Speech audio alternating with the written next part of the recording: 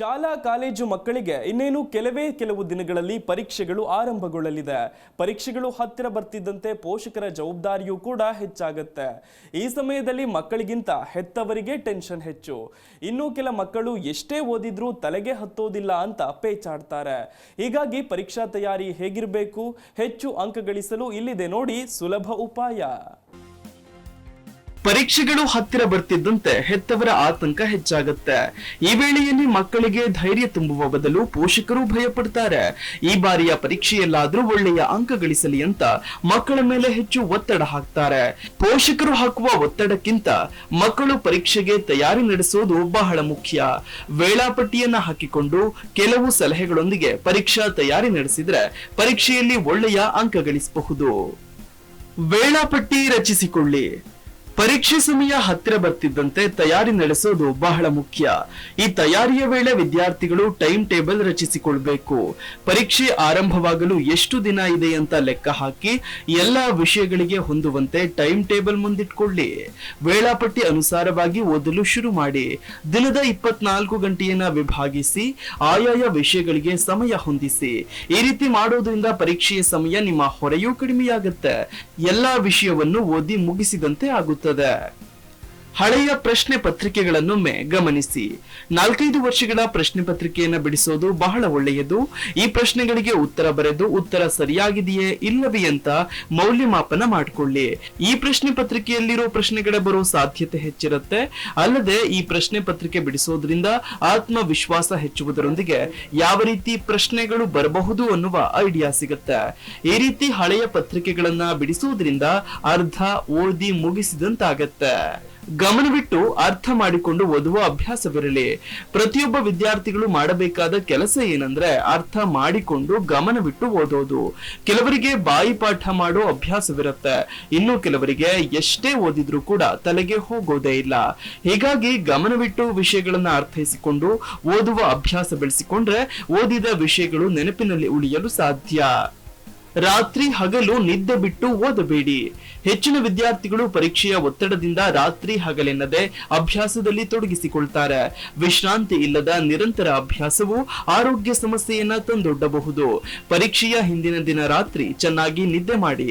ಬೆಳಗ್ಗೆ ಬೇಗ ಎದ್ದು ಒಂದು ಸಲ ಓದಿದ ವಿಷಯಗಳತ್ತ ಕಣ್ಣಾಯಿಸಿ. ಸೂಕ್ತ ಉತ್ತರ ಬರೆಯಿರಿ.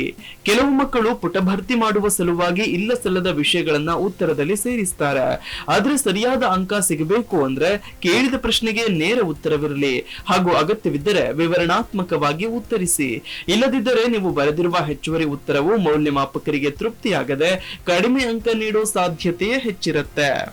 ಸ್ನೇಹಿತರೊಂದಿಗೆ ಚರ್ಚಿಸಬೇಡಿ. ಪರೀಕ್ಷೆ ದಿನ ಬೆಳಗ್ಗೆ ಅಥವಾ ಪರೀಕ್ಷೆ ಕೊಠಡಿಗೆ ಹೋಗೋ ಮೊದಲು ಸ್ನೇಹಿತರ ಜೊತೆಗೆ ಚರ್ಚಿಸಬೇಡಿ. ಗುಂಪು ಚರ್ಚೆಯಲ್ಲಿ ಭಾಗಿಯಾಗೋದನ್ನ ತಪ್ಪಿಸಿ. ಈ ಚರ್ಚೆಗಳು ಗೊಂದಲವನ್ನ ಉಂಟು ಮಾಡಬಹುದು. ಆದ್ರೆ ಗೊತ್ತಿಲ್ಲದ ವಿಷಯಗಳನ್ನ ಕೇಳಿ ತಿಳಿದುಕೊಳ್ಳಿ. ಆದ್ರೆ ಗೊಂದಲ ಮಾಡ್ಕೊಳ್ಬೇಡಿ.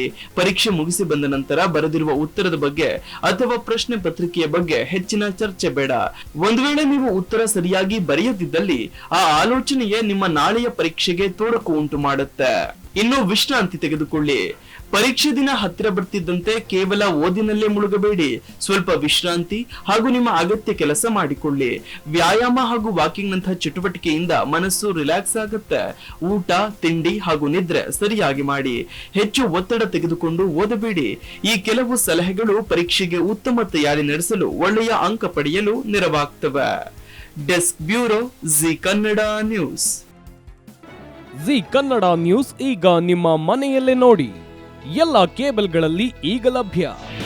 ನಿಮ್ಮ ನೆಚ್ಚಿನ ಜಿ ಕನ್ನಡ ನ್ಯೂಸ್ ಈಗ ಸನ್ ಡೈರೆಕ್ಟ್ ನಲ್ಲಿ number 292, Tata play number 1664, Jio TV number 1334, NXT digital number 30, in cable number 30, city networks 51, U digital number 162, GTPL number 17, Rockline telecommunications number 42, Shri Basaveshwara cable number 168, rural cable network 60, Vinayaka digital 57, Abhishek cable 821, city channel 53, Siddeshwara cable network 57, ವಿ4 digital infotech 628, Surya digital networks 53, Gajanan digital number 836, Malnad infotech private limited number 56, Metrocast number 830, victory digital number 167ರಲ್ಲಿ ನೋಡಿ ಆನಂದಿಸಿ.